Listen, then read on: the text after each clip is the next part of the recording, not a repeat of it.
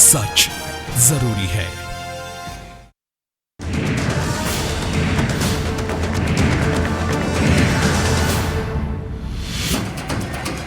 नमस्कार, मैं हूं प्रदीप श्रीवास्तव। उत्तर प्रदेश में चुनावी बिगुल बज चुका है। हम पहुंचे हैं शामली के थाना भवन विधानसभा में, जो कि एक बहुत हॉट सीट है और यहां के बहुत चर्चित एक फायर ब्रांड के रूप में एमएलए इस वक्त हमारे साथ सुरेश राणा जी मौजूद है। सुरेश राणा जी, आपका बहुत बहुत स्वागत है प्राइम न्यूज़ में। सबसे पहले आप ये बताइए कि आपके इस विधानसभा में करीब 3.25 लाख जो वोटर है, उसके अंदर 40% जो है वो मुस्लिम वोटर है, जबकि मुस्लिम वोटरों के लिए ये कहा जाता है कि उनका रुझान कांग्रेस, बसपा, सपा की ओर ज़्यादा होता है। क्या जादू आपने किया है, कौन सी आपने तिकड़म लगाई कि जो ये सारा वोट जो है आपकी तरफ कन्वर्ट हो पाया? आदरणीय मोदी जी का जो नारा है सबका साथ सबका विकास, तो भारतीय जनता पार्टी के तमाम नेता उसी का पालन करते हैं। सबका साथ सबका विकास, हिंदू, मुस्लिम, सिख, ईसाई, इस आधार पर हम लोग काम नहीं करते और भारतीय जनता पार्टी तमाम लोगों को साथ लेकर के चलती है। गूगल में जब सर्च करो तो आपका जो नाम है वो विधायक के रूप में कम है और विवाद के रूप में, हिंदुत्व के रूप में सबसे ज़्यादा आता है। ऐसा क्यों?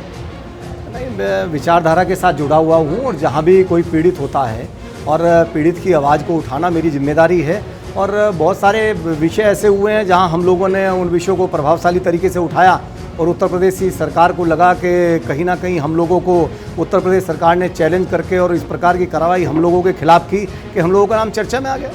वेस्टर्न यूपी में बहुत हॉट सीट बताई जाती है आपकी। यहाँ पे जो विकास के जो कार्य है, लोगों का ये कहना है कि आपका जो काम है वो विकास की तरफ कम और दूसरी तरफ ज़्यादा है। लेकिन ऐसे वो कौन कौन से विकास के कार्य आपने किए हैं जिससे आपकी क्षेत्र की जनता को सीधा सीधा फ़ायदा पहुँचा हो? नहीं, आज़ादी के बाद बहुत सारे काम ऐसे हैं कि जो ये सीट उनसे अछूती थी। जब 2012 में मैं विधायक बना तो बहुत बड़ा चैलेंज मेरे सामने था और बहुत सारे मुद्दों को लेकर के ये विधानसभा बहुत पिछड़ी हुई थी। यदि मैं शिक्षा की बात करूं तो शिक्षा के क्षेत्र में विधानसभा बहुत पिछड़ी हुई विधानसभा थी और ये बहुत आश्चर्य की बात है कि आज़ादी के 70 साल के बाद भी इस विधानसभा में एक भी राजकीय संस्था नहीं थी। मुझे इस बात का गर्व है और मुझे इस बात का गौरव है कि हमारे क्षेत्र की जनता का आशीर्वाद मुझे मिला, मुझे मौका मिला और मुझे खुशी है ये बताते हुए कि थाना भवन में 2013 के बाद इसी नगर पंचायत में पास में ही यहाँ से 4 किलोमीटर की दूरी पर हमने एक राजकीय ITI का निर्माण कराया, जो केंद्र सरकार की योजना MSDP योजना के तहत हमने उसका निर्माण कराया। ये हमारे लिए बहुत ही खुशी की बात है। और पास में ही जलालाबाद एक नगर पंचायत क्षेत्र है, उसके पास में उमरपुर गांव है, बड़ा इंटीरियर सा क्षेत्र है। वहाँ से लगभग 8 किलोमीटर दूर चल करके वहाँ बहनों को, भाइयों को स्कूल आना पड़ता था। उन समस्याओं को देखते हुए उमरपुर गांव में भी हमने राजकीय 3.5 करोड़ रुपए की लागत से एक राजकीय इंटर कॉलेज का निर्माण केंद्र की योजना से कराया। ये भी हमारे लिए बड़ा स्वाभिमान का विषय है। केंद्र की बात आप सबसे ज़्यादा कर रहे हैं, क्या जो राज्य सरकार है उससे कोई तालमेल नहीं है आपका? नहीं, राज्य सरकार तालमेल इसलिए राज्य सरकार के साथ नहीं है कि राज्य सरकार ने निश्चित रूप से कहीं ना कहीं विकास के मामले को लेकर के राजनीति की है और भारतीय जनता पार्टी के विधायकों के साथ, भारतीय जनता पार्टी के नेताओं के साथ जिस प्रकार का व्यवहार समाजवादी पार्टी सरकार का रहा है, तो मुझे निश्चित रूप से कहना पड़ रहा है। और जो केंद्र की शानदार योजना है, जो केंद्र की विकासशील योजना है, उन्हें अपने क्षेत्र में लेकर के आना तो हर विधायक का दायित्व है, हर विधायक की जिम्मेदारी है। मैंने काम किया है, इस पर मेहनत की है और मैं लेकर के आया हूँ। तो केंद्र सरकार की योजना है तो मैं केंद्र सरकार का ही नाम लूँगा। पर सपा तो ये कहते हैं कि आप जो है बातें बहुत ज़्यादा करते हैं, काम कम करते हैं, इसीलिए आप केंद्र की तरफ भागते हैं। हमारे लिए तो सारे दरवाजे सभी विधायकों के लिए खुले हैं। नहीं, मैंने बताया, मैंने कहा MSDP सरकार की योजना से ITI बनाई। अब यहाँ बहुत सारे लोग मेरी बात को सुन रहे हैं, बहुत सारे लोग देख रहे हैं। MSDP योजना केंद्र सरकार की है, राजकीय ITI MSDP योजना से बनाया, वो योजना केंद्र सरकार की है। तो इसमें समाजवादी पार्टी की सरकार कुछ कह ही नहीं सकती। जब मामला ही केंद्र सरकार का है, पैसा केंद्र सरकार का है, तो सरकार कैसे कह सकती है? विधानसभा में आपने फर्जी पेंशन का मुद्दा उठाया था, इसका फायदा आपकी विधानसभा को साथ साथ क्या पूरी यूपी को हुआ है? क्षेत्र की जनता अपना विधायक चुनती है, क्षेत्र की जनता विधायक को वोट करती है तो उसकी एक आशा होती है, उसकी एक उम्मीद होती है कि जब भी कोई मौका लगेगा तो हमारा विधायक, हमारा जनप्रतिनिधि उस विधानसभा की जो पंचायत है, जो प्रदेश की सबसे बड़ी पंचायत है, वहाँ जिम्मेदारी के साथ हमारी बात रखेगा। पिछले 4.5 साल में जो मोस्ट क्वेश्चन गेनर लोग हैं उत्तर प्रदेश की विधानसभा में, पहले 5 में हम हैं। उसका कारण यही है कि लगातार हमने विधानसभा में अपनी समस्याओं को, अपने क्षेत्र की समस्याओं को, पश्चिमी उत्तर प्रदेश की समस्याओं को, उत्तर प्रदेश की समस्याओं को प्रमुखता से उठाया। अभी आपने बहुत एक सेंसिटिव, संवेदनशील मुद्दे का जिक्र किया, पेंशन का। 1,77,000 पेंशन उत्तर प्रदेश के अंदर फर्जी पाई गई। इतना बड़ा घोटाला हम लोगों ने मैंने इस विषय को विधानसभा में उठाया और उसका परिणाम ये है कि शामली के अंदर जो बहुत सारे घोटाले हुए थे, विधवा पेंशन में, विकलांग पेंशन में, वृद्धा पेंशन में, तमाम पेंशनों में जिन लोगों के पास साधन है वो पेंशन पा रहे हैं और जो इसके पात्र हैं, गरीब लोग हैं, वो दर दर भटक रहे हैं। इस सारे विषय को हमने वहाँ उठाया और मुझे इस बात की खुशी है कि उसके बाद सरकार ने भी इस ओर ध्यान दिया और कहीं ना कहीं उस पर लगाम लगा और अब थोड़ी सी पारदर्शिता पेंशन में आई है और अब सीधे सीधे ऑनलाइन पेंशन को उत्तर प्रदेश सरकार के द्वारा केंद्र सरकार के निर्देश पर कर दिया गया। ये तो बहुत अच्छी बात है आपने जो बताई, लेकिन एक चीज़ और देखने को मिली। जैसे अभी दिल्ली से हम लोग आपके यहाँ शामली तक आए और शामली के लोग अक्सर दिल्ली जाते हैं, रोजी रोजगार के लिए भी जाते हैं। सड़कों की बड़ी खराब स्थिति है। देखिए 2007 से लेकर के, बल्कि क्या 2004 से लेकर के दिल्ली यमुनोत्री मार्ग का इतना बुरा हाल था और इतनी बुरी सड़क ये थी कि यहाँ रिश्तेदारों ने भी आना बंद कर दिया था, व्यापार यहाँ का ठप था, व्यापारी त्रस्त थे और पूरी बसपा की सरकार 5 साल की चली गई और सड़क तालाब बनी हुई थी। फिर हम लोग विधानसभा में पहुँचे, लगातार 7 बार हमने दिल्ली यमुनोत्री मार्ग विधानसभा में उठाया। जो हमारी मांग थी वो पूरी नहीं हुई। 2011 में इसका सड़क का टेंडर हुआ था और 2011 में 4 लेन के रूप में सड़क को विकसित करने की बात उपसा के द्वारा की गई थी और लगातार विधानसभा में हमने इस विषय को उठाया।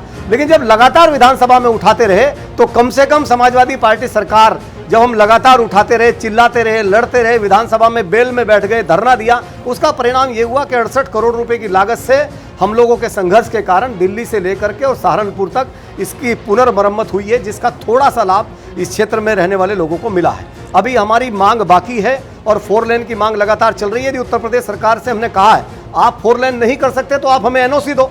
केंद्र सरकार से 4 लेन करने के लिए तैयार बैठी है। मेरठ करनाल मार्ग हमारे क्षेत्र का बड़ा प्रमुख मार्ग है, वो केंद्र सरकार के द्वारा 4 लेन कर दिया गया। पानीपत खटीमा मार्ग बड़ा प्रमुख मार्ग है, केंद्र सरकार के लिए 4 लेन में ले लिया गया। दिल्ली यमुनोत्री को भी केंद्र सरकार लगातार प्रदेश सरकार को, माननीय नितिन गडकरी जी चिट्ठी लिख रहे हैं और लगातार इसे 4 लेन करना चाहते हैं, लेकिन प्रदेश सरकार के द्वारा, यहाँ के लोक निर्माण विभाग के द्वारा एनओसी नहीं मिल रही है। जिस दिन एनओसी मिल जाएगी ये केंद्र सरकार इसे 4 लेन कर देगी, क्षेत्र की जनता को भारी लाभ होगा। यानी बाकी जो आपने काम किए उसके लिए राज्य सरकार ने एनओसी दी? जो एनओसी का काम है वो एनओसी से होगा। मान लिया आईटीआई बनानी थी, उसके लिए एनओसी की आवश्यकता नहीं थी जी। इंटर कॉलेज बनाना था, उसके लिए एनओसी की आवश्यकता नहीं थी जी। ग्रामीण क्षेत्र में जगह चाहिए थी। मैं धन्यवाद करता हूं अपने क्षेत्र के लोगों का, उन्होंने जगह प्रोवाइड की और वो योजना धरती पर उतर गई। इस तरीके की और कौन सी योजना है जिसका भी धरती पर उतरना बाकी है? देखिए, बिजली के विषय में इस क्षेत्र में बहुत आमूलचूल परिवर्तन हुआ जैसे, और मैं ये कह सकता हूँ पूरे प्रदेश में आपका दौरा होगा, पूरे प्रदेश में आप लोगों से राय लेंगे, लेकिन मुझे लगता है, हो सकता है मैं कहीं इसमें जब आप जांच करें तो मुझे फ़ोन पर बताना ज़रूर। मुझे लगता है पश्चिमी उत्तर प्रदेश की अकेली विधानसभा होगी जहां पिछले 2.5 साल में 9 33/11 के नए बिजली घर लगे हों। 9 नए बिजली घर अपने आप में इस बात का स्पष्ट प्रमाण है और वो भी केंद्र सरकार की योजनाओं के, पंडित दीनदयाल उपाध्याय योजना के लगे हैं। वो सब जो बिजली घर लगे हैं उनसे पूरे क्षेत्र की जो बिजली की समस्या थी वो बड़े मात्रा में, बड़े पैमाने पर दूर हुई है। अभी भी कुछ संकट है और मैं लगातार उसके लिए संघर्ष कर रहा हूं। मेरी इच्छा है हर 3 गांवों पर एक बिजली घर हो। एक बिजली घर की क्षमता डबल होती है तो ऐसा लगता है जैसे नए बिजली घर की स्थापना हो गई हो। 9 बिजली घर नए और बाकी 10 बिजली घरों की क्षमता वृद्धि होना, ये अपने आप में शायद उत्तर प्रदेश में एक रिकॉर्ड है। इस विधानसभा ने बिजली के मामले में 3 साल में बहुत बड़े आयाम को छुआ है। इसका मतलब जहाँ जहाँ पे सपा के विधायक है, जहाँ जहाँ पे सपा के दिग्गज लोग हैं, वहाँ पर चोरी ज़्यादा है और आपके यहाँ पे चोरी कम है। निश्चित रूप से चोरी ज़्यादा है और हमारे यहाँ चोरी है ही नहीं। हमारे यहाँ तो यदि कहीं चोरी भी है तो समाजवादी पार्टी के नेताओं के संरक्षण में है। और निश्चित रूप से हमने प्रयास किया है, जनता को जागरूक करने का प्रयास किया है। आदरणीय मोदी जी की जो प्रेरणा है उससे पूरे हमारे क्षेत्र की जनता बहुत गदगद है और आदरणीय मोदी जी के आदर्शों पर इस क्षेत्र की जनता चलती है। आदरणीय मोदी जी के निर्देशों पर इस क्षेत्र की जनता चलती है। तो मोदी जी ने कहा है कि देश को आगे लेकर के चलना है तो हमें देश के साथ एक कदम आगे बढ़ना पड़ेगा। मेरे क्षेत्र की जनता का मैं अभिवादन करता हूं, धन्यवाद करता हूं कि मेरे क्षेत्र की जनता मोदी जी के नेतृत्व में, मोदी जी के आह्वान पर तेजी से आगे बढ़ रही है और प्रदेश में नंबर 1 पर हम लोग इसलिए आए हैं कि हमने सबसे ज़्यादा बहुत ईमानदारी के साथ मेरे क्षेत्र की जनता ने तमाम चीज़ों का निर्वाह किया। क्षेत्र की जनता की तो आपने बहुत तारीफ करी, लेकिन क्षेत्र की जनता ये कह रही है कि जब भी किसी को कोई बड़ी बीमारी हो जाती है तो उन्हें दिल्ली रुक करना पड़ता है। पूरे जनपद में, शामली जनपद में, पूरे मुजफ्फरनगर जिले में मैं कहता हूँ एक कैंसर का छोटा सा इंस्टीट्यूट हम लेकर के आए, वो भी केंद्र सरकार की कृपा से लेकर के आए। मेरे क्षेत्र में मावतपुर गाँव है, वहाँ छोटे से कैंसर इंस्टीट्यूट की हमने स्थापना कराई है। छोटी मोटी टीबी की, कैंसर की, जो इस प्रकार की बीमारियां हैं उनकी जांच वहाँ हुआ करेगी। और हम तो लगातार हमने विधानसभा में मांग की है, और हमने तो यहाँ तक कहा है कि पश्चिमी उत्तर प्रदेश के लिए आप ऑल इंडिया इंस्टीट्यूट हमें दो ना दो, कम से कम एक प्रस्ताव ही कर दो। लेकिन मुझे इस बात का दुख है और कष्ट है कि समाजवादी पार्टी की सरकार के नक्शे में पश्चिमी उत्तर प्रदेश गायब है, और समाजवादी पार्टी के मुख्यमंत्री से लगातार विधानसभा में आह्वान करने के बाद भी आज तक उन्होंने पश्चिमी उत्तर प्रदेश में ऑल इंडिया इंस्टीट्यूट के लिए कोई प्रस्ताव नहीं किया है। मैं माननीय मुख्यमंत्री जी को टीवी चैनल के माध्यम से, इस प्राइम चैनल के माध्यम से कहना चाहता हूं कि वे पश्चिमी उत्तर प्रदेश में केवल प्रस्ताव करें, जमीन उपलब्ध कराएं। केंद्र सरकार से ऑल इंडिया इंस्टीट्यूट लाना हमारा काम है। केंद्र सरकार चाहती है कि मुख्यमंत्री प्रस्ताव करें और पश्चिमी उत्तर प्रदेश में एक शानदार सा एक मेडिकल इंस्टीट्यूट ऑल इंडिया की तर्ज पर आ जाए, ये माननीय प्रधानमंत्री जी निश्चित रूप से चाहते हैं। मतलब आपकी बातों से कहीं ना कहीं ऐसा लग रहा है कि अगर सरकार आपकी बन जाती है तो आप भी इसी तरीके से चुन चुन के बदला लेंगे। हम बदला नहीं लेंगे, हम विकास करेंगे। सबका साथ, सबका विकास। भारतीय जनता पार्टी का एजेंडा है विकास करना, और उसका परिणाम है कि जहाँ 3-3.5 विकास की दर थी, वहाँ देश की विकास दर 8 को छू रही है। ये आदरणीय मोदी जी के नेतृत्व का जो नारा है, सबका साथ सबका विकास, जो उनकी सोच है, जो उनका चिंतन है, वो विकास के अलावा दूसरी बात सोचते नहीं, इधर उधर की बातों में दिमाग लगाते नहीं। बहुत सारे लोग कहीं ना कहीं बहुत सारे मुद्दे को लेकर के विकास से देश को भटकाना भी चाहते हैं, लेकिन मोदी जी ने पूरे देश को, और मैं बधाई देना चाहता हूं देश के प्रधानमंत्री को कि उन्होंने देश के तमाम जनप्रतिनिधियों में, चाहे वो समाजवादी है, चाहे बसपा है, चाहे बीजेपी है, चाहे कांग्रेस है, तमाम जनप्रतिनिधियों में कम से कम एक लगन लगाई है और कहा है कि क्षेत्र के जो विकास करेगा जनप्रतिनिधि, वही कहीं ना कहीं क्षेत्र के बीच में टिका रहेगा। और मोदी जी की इस प्रेरणा से और दलों के लोग भी, मैं तो कहूँगा और दलों के लोग भी मोदी जी की इस प्रेरणा से कहीं ना कहीं इंस्पायर हैं, कहीं ना कहीं मोदी जी से प्रेरणा ले रहे हैं, और लोग तमाम जनप्रतिनिधि देश के बहुत तेजी से अब विकास की ओर आगे बढ़ रहे हैं। और मोदी जी का जो एक दिशा है, देश को जो मोदी जी ने एक दिशा दी है विकास की, तमाम जनप्रतिनिधि आज कहीं ना कहीं विकास को प्रथम रूप से देख रहे हैं। फिलहाल एक छोटे से ब्रेक का समय हो गया है। ब्रेक के बाद फिर उनसे बातचीत का दौर जारी रहेगा। एक छोटा सा ब्रेक।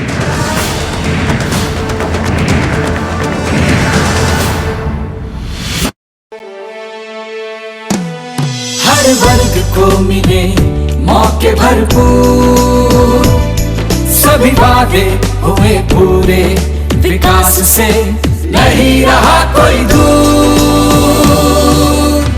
तरक्की की राह पर बढ़ रहा है उत्तराखंड, 4 वर्ष की यात्रा अखंड, आगे बढ़ता उत्तराखंड। अल्पसंख्यक समुदाय की विशिष्ट आवश्यकताओं के अनुरूप योजनाओं को संचालित कर समुदाय को विकास की मुख्य धारा में लेने के लिए ठोस पहल कर रही है मुख्यमंत्री हरीश रावत के नेतृत्व की सरकार। मुख्यमंत्री हुनर योजना प्रारंभ, तकनीकी शिक्षा के क्षेत्र में हुनर के माध्यम से अल्पसंख्यक बच्चों को रोजगार की मुख्य धारा से जोड़ने का निर्णय। योजना के क्रियान्वयन में मदरसों को भी जोड़ा जा रहा है। अल्पसंख्यक प्रतिभावान छात्रों को परीक्षा की तैयारी के लिए विभिन्न स्तरों पर प्रोत्साहन राशि दी जा रही है। अल्पसंख्यक स्वरोजगार के लिए अल्पसंख्यक वित्त निगम द्वारा 25% सब्सिडी के साथ ऋण उपलब्ध कराया जा रहा है। मदरसों की पढ़ाई को मान्यता, मदरसा बोर्ड का गठन, मदरसा बोर्ड की नियमावली जल्द। अल्पसंख्यक महिलाएं अपने पैरों पर खड़े होकर पुरुषों के साथ कंधे से कंधा मिलाकर अपने परिवार और समाज के विकास में भागीदार बने। इसके लिए उनकी तकनीकी और उच्च शिक्षा के लिए 3 महिला ITI और 2 महिला डिग्री कॉलेज बनाए जा रहे हैं। राय सिख समुदाय के मेधावी छात्र छात्राओं के लिए केसर सिंह स्मृति सहायता कोष, देश विदेश में उच्च शिक्षा के लिए ब्याज मुक्त ऋण उपलब्ध कराए जाने के लिए Maulana Azad education finance foundation का गठन। आगे बढ़ता उत्तराखंड।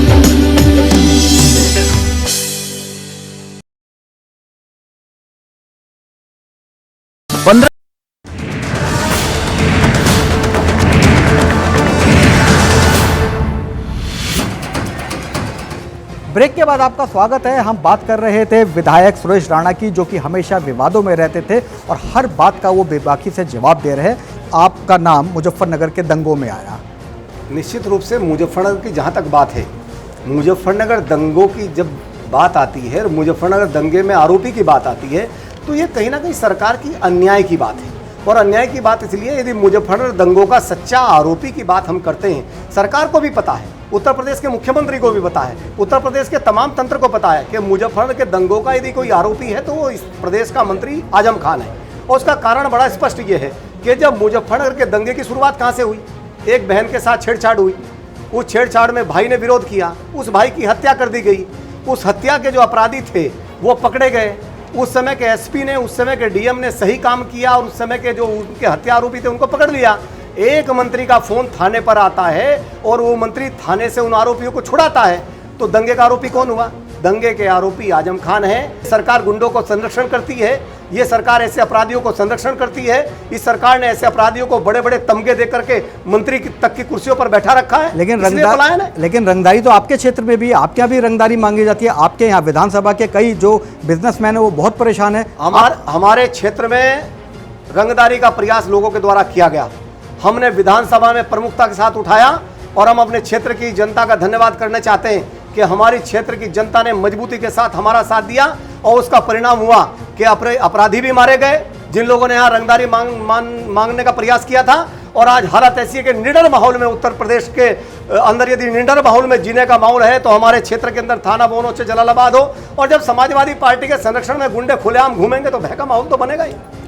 आपके क्षेत्र की जनता कहती है कि पहले आप संगीत सोम के साथ थे लेकिन अब आपने उनका साथ छोड़ दिया और हुक्म सिंह जो यहाँ के सांसद है उनका दामन थाम लिया। इसके पीछे क्या हम भारतीय जनता पार्टी के विधायक हैं, संगीत सोम भी विधायक हैं और हुक्म सिंह जी हमारे सांसद हैं।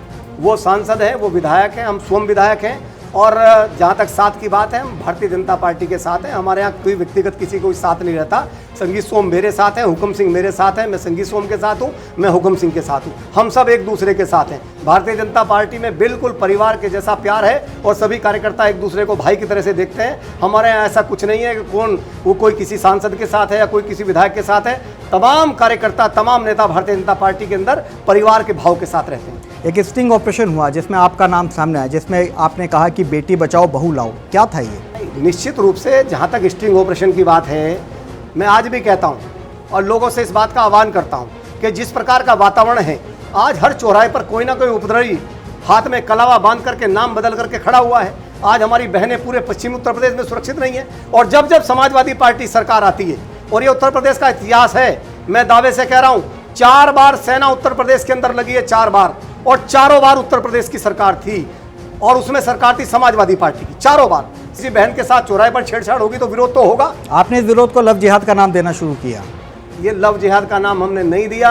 हमने कहा है कि बहनों के मान सम्मान के लिए, बहनों के मान सम्मान के लिए हमें जिस स्तर तक भी जाकर के लड़ाई लड़नी पड़ेगी, हम लड़ाई लड़ेंगे। आप इसलिए मानते हैं कि आपका फायर ब्रांड नाम भाजपा के नेताओं ने रख दिया है? मेरी जिम्मेदारी है, मैं क्षेत्र का थाना भवन का जनप्रतिनिधि हूँ, लेकिन उत्तर प्रदेश की विधानसभा का सदस्य हूँ। जहाँ भी मुझे लगेगा कि उत्पीड़न हो रहा है वहाँ पहुँचना मेरा नैतिक कर्तव्य है। और मैं आपकी जानकारी में ला दूँ, मैं उत्तर प्रदेश का विधायक के साथ साथ उत्तर प्रदेश की विधानसभा में भारतीय जनता पार्टी का सचेतक भी हूँ।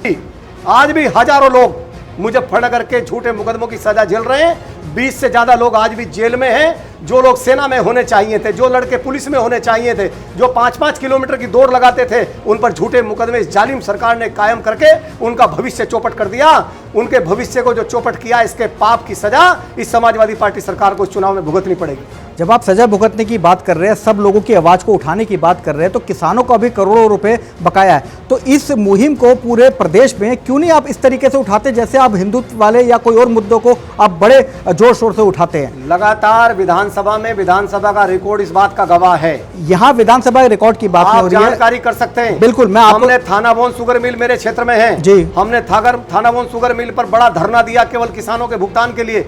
हमने शामली शुगर मिल मेरे जिले में है, शामली शुगर मिल पर बहुत बड़ा धरना दिया केवल किसानों के भुगतान के लिए। और अभी भी भुगतान को लेकर के हम 9 तारीख में गढ़ीपुख्ता में, 15 तारीख में थाना भवन में, 16 तारीख में झिंझाना में, 17 तारीख में कैराना में, 18 तारीख में कांधला में, 19 तारीख में शामली में, इन केंद्रों पर हम बड़ा धरना करने जा रहे हैं। केवल उसका मुद्दा होगा किसानों का भुगतान, बहनों का सम्मान, व्यापारियों की सुरक्षा। ये तमाम मुद्दों को लेकर के कैराना का भी एक मुद्दा होगा कि कैराना के लोगों को सुरक्षा सरकार दे।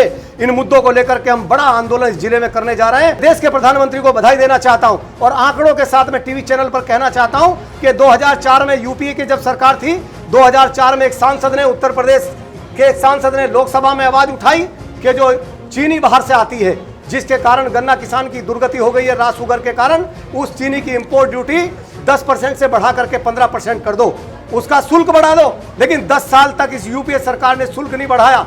गन्ना किसान दुर्गति के कगार पर चला गया, बर्बादी के कगार पर चला गया। गन्ना किसानों ने आत्महत्या की, मिल चलने भारी हो गए। मैं बधाई देना चाहता हूं देश के लोकप्रिय प्रधानमंत्री, भारत माता के सच्चे सपूत नरेंद्र मोदी को। वे सत्ता में आए, किसानों की मांग थी कि इंपोर्ट ड्यूटी 10 से 25% कर दो। उन्होंने पहले झटके में 10 से 25% की और दूसरे झटके में, मान्यवर सुनिए, दूसरे झटके में 25 से 40 कर दी। उसी का परिणाम है आज किसान, आज जितने भी शुगर मिल हैं, यदि वो पेमेंट नहीं कर रहे तो उत्तर प्रदेश सरकार की लापरवाही के कारण नहीं कर रहे। आज उत्तर प्रदेश का एक भी शुगर मिल घाटे में नहीं है। जहां 2200 रुपए चीनी का रेट था, आज इंपोर्ट ड्यूटी बढ़ाने के कारण आज क्या स्थिति है, शुगर मिल कितने लाभ में है। ये किसान विरोधी सरकार है और इसने जितना भी उत्पीड़न किसानों का सरकार कर सकती थी। अभी उर्वरक के दाम केंद्र सरकार ने कम कर दिए, चीनी की इंपोर्ट ड्यूटी 40% बढ़ा दी। इतना सारा पैसा केंद्र के द्वारा उत्तर प्रदेश के पिछड़े हुए लोगों को दिया जा रहा है कि किसी तरह से उत्तर प्रदेश भी देश के साथ विकास की रेस में आए। और इसीलिए हम लोगों से आह्वान कर रहे हैं कि जैसे विकासशील सरकार आपने देश में दी है, ऐसी विकासशील सरकार 2017 में इस क्षेत्र की जनता नहीं, उत्तर प्रदेश की जनता देगी। और 2017 में विकासशील सरकार आएगी तो केंद्र के विकास के कदम के साथ उत्तर प्रदेश का कदम भी चलेगा, ये मुझे पूरा विश्वास है। आखिर में एक छोटा सा आप हमारे सवालों का जवाब दे दें। आप ये बताएं कि अभी वो कौन से कार्य बाकी रह गए हैं जो आप अपनी क्षेत्र की जनता के लिए पूरा नहीं कर पाए। बड़ा सपना है कि मेरे क्षेत्र के अंदर एक अच्छा मेडिकल कॉलेज बने, एक मेडिकल की सुविधा हो। और मैं निश्चित रूप से कह रहा हूँ, भारतीय जनता पार्टी की सरकार आने वाली है, जमीन का प्रस्ताव भी होगा, केंद्र में बीजेपी की लोकप्रिय सरकार है, वहाँ से स्वीकृति भी होगी। और विकास कार्यों में जिन्होंने मेरे सपनों में, मेरे विकास कार्यों में जो अड़ंगा उत्तर प्रदेश सरकार ने लगाया है, वो अड़ंगा भी 2017 के बाद दूर हो जाएगा। और क्षेत्र का एक मेरा ड्रीम प्रोजेक्ट है कि बहुत शानदार एक बढ़िया मेडिकल हॉस्पिटल इस क्षेत्र के अंदर हम बनवाएं। और हमने किया भी है। हमारे जलालाबाद के अंदर 60,000 की आबादी की नगर पंचायत के अंदर जलालाबाद में सुंदर सा एक प्राथमिक स्वास्थ्य केंद्र बन रहा है मेरी विधानसभा के अंदर, जो पिछले 70 साल में आज़ादी के बाद नहीं बना। इस बात का मुझे बहुत सुकून है। मेरे यहाँ 2-3 पुल हैं। मैं सड़क की बात करूँ, नदी के बारे में एक मुल्लापुर पुल है। मुल्लापुर पुल से कम 50 गांव जुड़े हैं। 2002 में वो पुल का निर्माण हुआ था, लेकिन 2015 तक उस का संपर्क मार्ग नहीं बना। हमने लगातार विधानसभा में उठाया और उसका संपर्क मार्ग बनाया। कम से कम 15 गांव, 20 गांव के लोगों को लाभ हुआ। ऐसे ही घोसगढ़ एक मेरे यहाँ घाट है, वहाँ से बहुत सारे हमारे आसपास के गांव की बच्चियां स्कूल में पढ़ने आती हैं। 12वीं की बच्चियां वहाँ 4-4, 5-5 फुट अंदर पानी से होकर के गुजरती थी। एक बहुत सुंदर रफ्ते का निर्माण हमने विधायक निधि के द्वारा वहाँ कराया। और मुझे इस बात का गौरव है, मेरे क्षेत्र की जनता को भी गौरव है कि उस रफ्ते में 16.5 लाख की लागत आई। उसी की तर्ज पर जो रफ्ते प्रदेश में बनाए गए, उनकी लागत 70 लाख रुपए आई। उसे विकास के मॉडल के रूप में, ईमानदारी के मॉडल के रूप में उत्तर प्रदेश की सरकार ने विधानसभा में उसकी चर्चा की। इस बात का मेरी क्षेत्र की जनता को भी गौरव है और मुझे भी इस बात का स्वाभिमान है। आपकी सरकार आ जाएगी तो क्या लव जिहाद बंद हो जाएगा? आपकी सरकार आ जाएगी तो क्या किसानों को पैसा मिलना शुरू हो जाएगा? जो नारा मोदी जी ने दिया है, मैं उसका समर्थन करता हूं कि सबका साथ और सबका विकास, सबको एक जैसा समझते हुए विकास के रास्ते पर हमें बढ़ना चाहिए। और मुझे विश्वास है कि भारतीय जनता पार्टी की सरकार 17 में आएगी तो जिस प्रकार की गुंडई, जिस प्रकार की गुंडागर्दी। और एक बात और मैं आपसे बता दूं, मुजफ्फरनगर दंगे के जो आरोपी हैं, जिन्होंने मुजफ्फरनगर में दंगा कराया है, जो माताओं बहनों के सम्मान के आरोपी हैं, जिन्हें सरकार बचा रही है, जैसे ही 2017 में बीजेपी की सरकार आएगी, ये तमाम लोग जेलों के पीछे होंगे, जेल की सलाखों के अंदर होंगे। ये बात मैं टीवी चैनल के माध्यम से पूरे प्रदेश की जनता से कहना चाहता हूं। ये तमाम गुंडे 2017 में जेलों के अंदर होंगे। ये मैं टीवी चैनल के माध्यम से इस प्रदेश के उन समाजवादी पार्टी के भ्रष्ट और गुंडे नेताओं को भी मैं संदेश देना चाहता हूं। यहाँ स्लोगन बन गया उत्तर प्रदेश के अंदर। उत्तर प्रदेश के अंदर लोग नारे लगा रहे हैं कि जिस गाड़ी पर लगा समाजवादी पार्टी का झंडा है, समझो उसमें बैठा कोई ना कोई गुंडा है। ये यहाँ की जनता नारे लगा रही है। आप ही लोगों के भड़काऊ भाषण के कारण वहाँ पर माहौल खराब हुआ है। 62 दिन आप जेल में रहे, उसका जो फायदा है पार्टी उठा रही है। कहीं पे भी आप 4-5 विधायक है, कहीं पे भी आप लोग कुछ बोल देते हैं, उसके बाद माहौल खराब हो जाता है। उत्तर प्रदेश में जहाँ तक आपने भड़काऊ भाषण की बात कही जी, मैंने अभी उदाहरण दिया कि माननीय हाई कोर्ट के द्वारा भी हमें क्लीन चिट दी गई है। जी। हाई कोर्ट से बड़ा कोई न्यायालय उत्तर प्रदेश के अंदर नहीं है। जी। यदि माननीय हाई कोर्ट के द्वारा भी हमें क्लीन चिट दी गई है तो उत्तर प्रदेश सरकार के मुंह पर यह भी कहीं ना कहीं सीधा तमाचा है और उत्तर प्रदेश सरकार को इससे सबक लेना चाहिए। और मैं बात करूं राजनीतिक, तो दंगे के उपरांत 2013 के बाद जब चुनाव हुआ, उपचुनाव मुजफ्फरनगर के अंदर, तो विकास के नाम पर वहां जो चेयरमैन रहे कपिल देव अग्रवाल भारतीय जनता पार्टी के प्रत्याशी थे, और वहां जो मंत्री थे चितरंजन स्वरूप जी, स्वर्गीय हो गए, उनके बेटे गौरव स्वरूप वहाँ समाजवादी पार्टी से कैंडिडेट थे, लेकिन विकास के मॉडल को देखते हुए, कपिल देव अग्रवाल के उस नगर पालिका चेयरमैन के विकास के मॉडल को देखते हुए और भारतीय जनता पार्टी के विकास के केंद्र के मॉडल को देखते हुए मुजफ्फरनगर की जनता ने कपिल देव को चुनाव जिताया। ये दोनों बात इस बात पर मोहर लगाती है कि मुजफ्फरनगर की जनता दंगा नहीं चाहती, मुजफ्फरनगर की जनता विकास चाहती है और विकास देगी भारतीय जनता पार्टी, इसलिए उन्होंने भारतीय जनता पार्टी को मौका दिया। राणा जी, आप एक साथ दो भूमिका निभा रहे हैं। एक तो आप अपने क्षेत्र के विकास की भूमिका भी निभा रहे हैं, उत्तर प्रदेश की राजनीति का भी भूमिका निभा रहे हैं, और जो दिल्ली में जो भाजपा पार्टी बैठी है उनका एजेंडे को भी आप पूरे प्रदेश में पूरा कर रहे हैं। आपके क्षेत्र की जनता से अगर हम पूछे कि 10 में से वो आपको कितने नंबर दे, तो आपको क्या लगता है? नहीं, मैं तो नंबर जनता पर ही छोड़ता हूँ, और मैं नंबर, उनका आशीर्वाद ना मिलता तो मैं विधायक ना बनता जी। उनका सारा आशीर्वाद मेरे साथ है। इस क्षेत्र की जनता मुझे बेहद प्यार करती है जी। और केवल मैं सच बताऊं आपसे कि जो संघर्ष मैंने सहा है, जो जुल्म मैंने सहे हैं, जो उत्पीड़न मैंने सहा है, यदि मेरे क्षेत्र की जनता मेरे साथ ना होती तो उत्तर प्रदेश की सरकार ने जुल्म और सितम जो हमारे साथ किए हैं, वो जुल्म और सितम मैं सह ना पाता। ये सारी उत्तर प्रदेश की जनता, हमारे विधानसभा क्षेत्र की जनता जाति आधार से ऊपर उठ करके कंधे से कंधा मिला करके जिस प्रकार हमारे साथ खड़ी हुई है, और उत्तर प्रदेश सरकार के जुल्मों सितम के खिलाफ जिस प्रकार हमारे क्षेत्र की जनता ने बिगुल बजाया है, उसी का परिणाम है कि हमारे अंदर वो ताकत इस जनता के कारण आई। इनके कारण ही हमारे अंदर वो हिम्मत आती है, और इन्हीं के आशीर्वाद के कारण हम लोग इस काबिल हैं कि जहाँ कोई उत्पीड़न दिखाई देता हम जाकर के लड़ाई लड़ लेते हैं। हमारे साथ क्षेत्र की जनता भी है। हमने इस कार्यक्रम में आपके इलाके की कुछ जनता को भी बुलाया है। जितनी लगन से कार्य किया है, इससे पहले भी बहुत बार विधायक बने हैं, ऐसे कोई कार्य यहाँ नहीं बचे हुए हैं। हमारे कस्बे में कोई काम हो तो बतला दो, क्या काम? सड़कें बहुत बनवा दी, सड़कें बनवा दी, विकास का पूरा काम करेंगे। बता दो यहाँ से कहीं से कोई बनाएगा एक भी सड़क यहाँ कस्बे में? भाई काम तो सही कर रहा है, वैसे विकास का तो काम सही कर रहा हो। थाना भवन विधानसभा क्षेत्र की जनता ने अपने विधायक सुरेश राणा के कामों को लेकर संतोष जाहिर किया है। सड़क, बिजली, पानी और कानून व्यवस्था के मसले पर कई इलाकों में अच्छा काम हुआ है। हालांकि कुछ इलाकों के लोग अभी भी विकास की वाट जो रहे हैं, इसी वजह से लोगों में थोड़ी बहुत नाराजगी जरूर दिख रही है।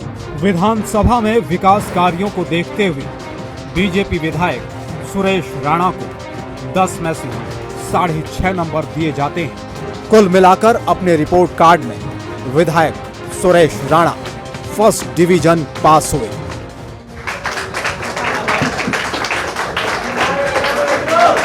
तो ये थे हमारे साथ फायर ब्रांड विधायक सुरेश राणा जी, जिन्होंने हर सवाल का बेबाकी से जवाब दिया, क्योंकि अब गेंद जनता के पाले में है और जनता को ही डिसाइड करना है कि आने वाले विधानसभा में इनके काम से खुश होकर क्या इनको ये दोबारा विधानसभा भेजती है या वो अपना कोई दूसरा विकल्प चुनती है। तो ये था हमारा खास कार्यक्रम विधायक का रिपोर्ट कार्ड। अगले फिर किसी दूसरे विधानसभा में हम आपको लेके चलेंगे, वहाँ का विधायक का रिपोर्ट कार्ड दिखाएंगे। अब हम सीधे चलते हैं प्राइम न्यूज़ स्टूडियो, जहाँ से आप देश और दुनिया की बाकी खबरें देख सकेंगे।